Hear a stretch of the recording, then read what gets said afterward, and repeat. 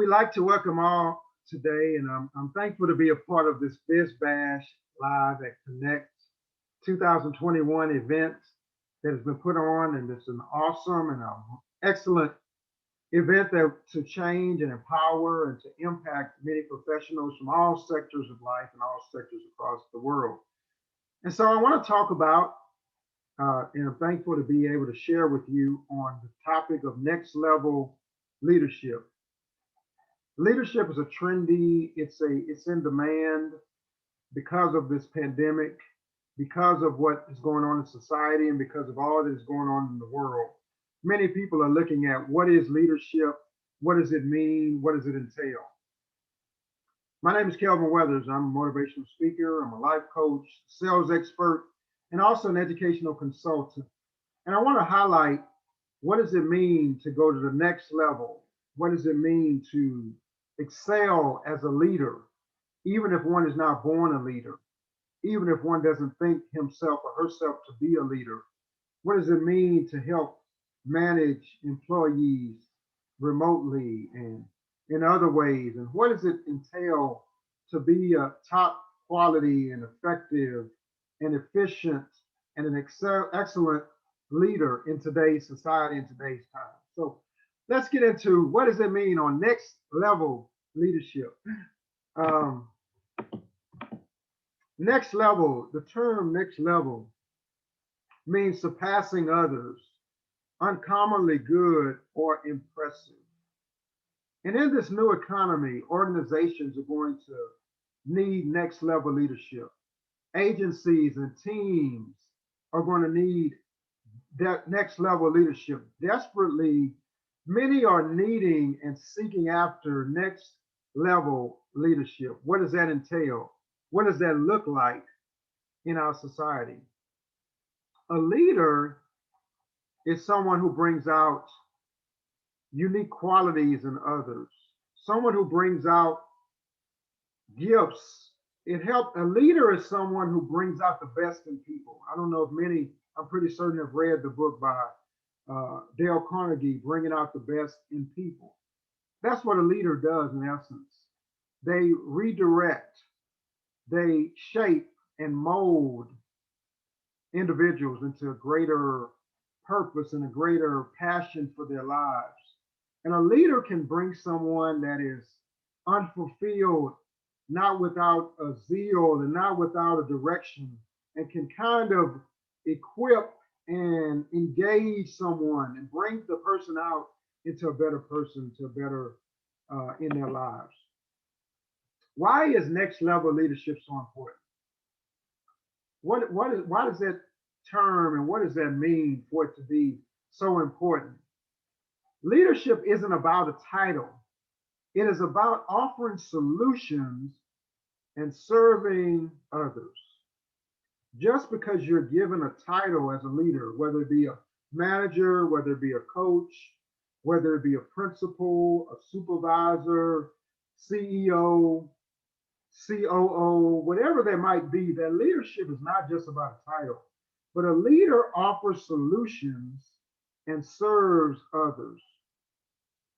When a leader is offering solutions, and not in the sense of it being from a dictatorial or a high-minded level, but from a low level, from a level that they're on the, not on the same level, but that they're not above or not over, but that they are there to work side by side in helping the team or the organization succeed. They're offering solutions and serving other people as a leader. 2019, there was a study done by the Global Human Capital Trends Survey, 2019 Global Human Capital, and they reported that 805 of the respondents rated leadership as a high priority, but only 41% believe their companies are ready to fulfill their leadership requirements. Think about that. Many, they look at that the leaders are that need leadership. They're desperately seeking leadership. They're desperately looking for a leader to guide them, but yet only 41% believe their companies are ready to fulfill their leadership requirements, according to datausa.io. And so when we think about what it means to be a great leader, to be a resourceful leader, to be an effective leader, one of the quotes that Warren Bennis gave, who's a leadership, not expert, I'm not sure if you'll say an expert, but he's a leadership guru to a degree. He says that leadership is the capacity to translate vision into reality. That a leader can take a vision and make it into reality. Now, there's a spiritual book where a principle has said that without vision, people will perish. Leadership is the quality that inspires people to do their best every day. The quality that inspires when you're able to help people to do their best. You can help individuals, not if they're, don't have the drive, but I believe that a leader can help people to have drive. Some people may not have drive, they may not have a vision, they may not have a direction, they may not have a energy, they may be lazy to a degree, but the leader can inspire people to do their best, to reach their highest level of potential and to maximize their gifts and their talents. Leaders can inspire people to do their best. Succession plans for the next generations of leaders are critical to ensuring business continuity. Leaders train and develop future leaders to follow in their footsteps. If they don't, then the organization will stagnate or fail. These are very critical and very highly thought points here, that leaders train and they equip other leaders. There should always be someone coming behind the leader, and it's being trained to follow the leader in their footsteps, to cast on, to carry the mantle and the baton of leadership for the next generation to follow, for those succeeding after them.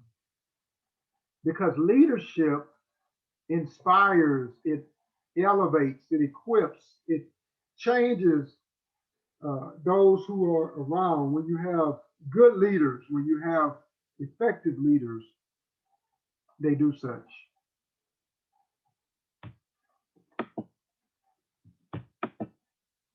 Now we're going to look at a couple of types of leadership styles, bottom up versus top down, different leadership. Bottom up is a style where the leader or leaders of an organization ask for and they solicit input from those underneath them. They solicit feedback and they get the team and the employees to be involved in some of the things that are going on in the company. They seek out improvement in others. I know of organizations, and one that I'm working for right now, every month they have a survey that they ask the employees, how are we doing? What's going on? And how is your supervisor? How is he managing? How is she managing? How do you feel? Do you feel respected? Do you feel appreciated? That is a bottom-up style of leadership. Top-down leadership style is more of a style that there's not input per se, there's not feedback. Basically, we say what we say goes. When we say this, that's what comes. When we say this, do as I say, and that's it. There's no discussion, there's no talking about it. Whatever we say as the leaders, that's what it is. And I believe that primarily, I personally believe bottom up is a better style. You may have to have some form of top-down leadership because eventually someone has to make the decision. Someone has to direct and they have to manage and they have to make that. You cannot have a rudderless situation to where no one makes decisions and there's not any kind of final say-so or final approval of an action. So top-down may in some cases be needed, but it should never be an authoritarian or dictatorial type style of leadership. So those are the types, different types. That's not the only styles of leadership. That's not the only type of leadership, but there's different types. And a couple of styles are bottom up versus top down. What is an example of bad leadership? Bad leadership, and an example is micromanagement. Micromanagement hinders employee performance and it destroys morale. Micromanagement can be seen in giving employees a task, giving them an assignment, and giving them a deadline to complete the assignment. And when you're given a deadline to complete this assignment, to complete this project, and every week or every day you're asking, well, how's it going? Have you finished the project? And how long are you going to take to do it? And what's taking you so long? Uh, bottom micromanagement can be a sin of a style as uh, giving your employees a goal or a target and looking over their shoulder to see if they've accomplished it, looking over them to see what they're doing, and looking over to see how they're managing the project. Because if employees are not productive, if they're goofing off, if they're not serious about the work, it's going to show. You don't have to micromanage them or micromanage your staff for a task to be done. I believe that people will be more productive and more zealous and more excited and energetic when they are not just left by themselves per se completely, but when they're given some flexibility and some a bit of room to work on something that you've given them to accomplish. But when they feel like they're always being looked over and always being told what to do and not given the tools to accomplish a certain task, then they feel micromanaged. And when you have micromanagement, it destroys morale. Um, I don't know if I agree per se with this, but there's some human resource now. Basically, it's a new trend in human resources to be where putting the human back in human resources. Uh, Basically, that when someone asks for a day off or time to visit their child or a sick day and they have a sick child or sick mother or a ailing parent, that they shouldn't feel like they have to ask and beg to get time off when they're in a real situation that's very pressing like that. And they can feel micromanaged to be where to go on break, they have to fill out a break request form. To go on lunch, they have to fill a lunch request form. To go come back from a 10-minute break, they have to fill out a form. They may feel micromanaged in many different ways.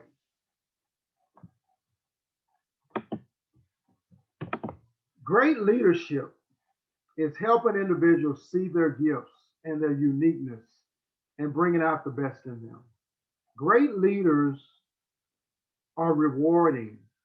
It doesn't have to always have to be monetary, but monetary rewards help. If it's a gift card, if it's a some kind of special thing, it could be a cup of coffee. It could be, but great leaders are able to help their individuals see. They're able to point out when someone is gifted. They're able to see and help encourage staff to do and to branch out into new areas. They're able to share with and tell when there are people that really can do great things. They're able to share that with them. They can point out this person is good at this. They can delegate responsibilities and help other people see their gifts and their uniqueness.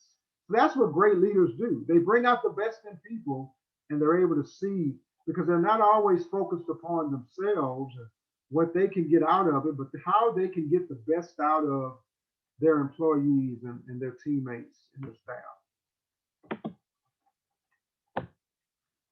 There was a question once asked, can introverts be effective leaders? Can someone who's reserved be an effective leader? Of course, when it comes to leadership, it doesn't matter if you're an introvert or an extrovert. What matters is that you learn to leverage the advantages of your personality, according to Simon Sinek. So when you can learn to leverage, when you can learn to just lean on and to realize you're who you are, that you don't have to worry about whether you're introverted or high energy, and you draw your energy around people, and you draw your energy around crowds. You don't have to look at, I have to be an introvert, excuse me, or I have to be an extrovert. You can just be yourself. Being yourself is the best leader. You don't have to try to be an introvert if you're an extrovert. You don't have to try to be an extrovert if you're an introvert. Just be your best self, and you still can succeed as a leader. Delegating responsibility, as I think we've said, delegating responsibility while maintaining accountability. When one is a leader that can delegate, they can manage accountability. John Maxwell, who's written different books that I've read on leadership, one of his quotes says, "A leader knows the way, a leader goes the way," but also primarily when the business, the leader doesn't just know the way and go the way, he shows the way. Leaders lead by example. They lead by their actions. They don't just say what needs to be done, but they're there to show it by what they do and how they go about their everyday life and about their team involvement and their work involvement. That's a next level leader. Someone who's consistent, someone that can manage well, that can delegate, that can distribute, and that can encourage others and point out when people that they know people by name, they remember names. They're very concerned and keen on perceptive on how they deal with people and how they interact with people as a leader.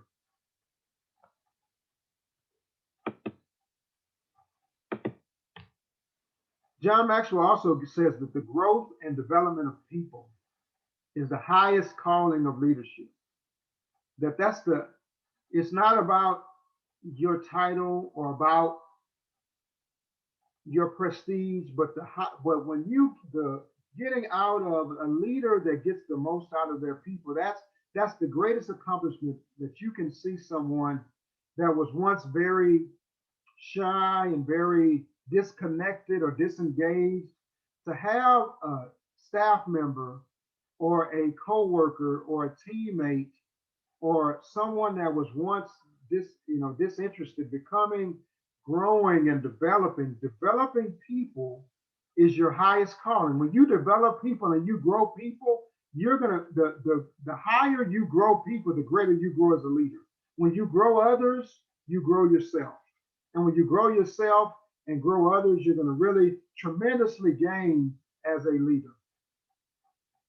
So in summation, finally, leaders constantly reassess and they reevaluate if an idea or a program is working very effectively.